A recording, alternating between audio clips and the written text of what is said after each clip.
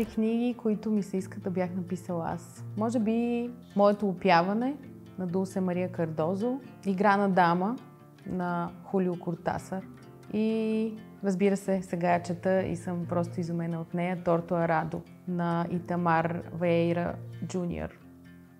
Поезия или проза? Поезия в прозата. Любимата ми дума не мога да ви я кажа. Защото това е една дума, която когато я изречеш на ум или на глас, Бог се вселява в теб.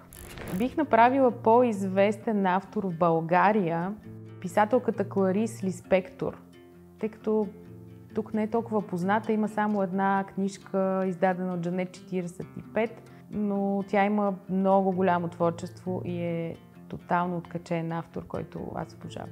За най-добър приятел бих взела поетесата Мери Оливър. С нея по цял ден мисля, че ще си обикаляме полята, ще гледаме боболечките и просто ще бъдем. И от време на време ще пишем по някое стихотворение. Любими литературни теми, темите, които са за премълчаното в семейството, за това, което тече като една подводна река и никой не говори за него, а то се случва. Ако можех да се опиша с песен, песента на Ибрахим Малуф True Story. Да, изкуството никога или почти никога не се ражда от щастието. Не помня кой го беше казал, но едно изречение, че щастието се пише с бяло мастило върху листа, т.е. не се вижда. И може би ако бяхме по-щастливи, може би нямаше да пишем. Аз когато съм щастлива, не пиша. Имам едно стихотворение мое, ще го цитирам не с точност, но казва се любов, да лежиш до жената, която обичаш и ръката да окъсява всеки път, в който посегнеш към тефтера. Ако можех да променя нещо в света, може би щях да унищожа всички социални мрежи. Изключително много разсейват артиста. Мисля, че вече не живеем както трябва да се живее.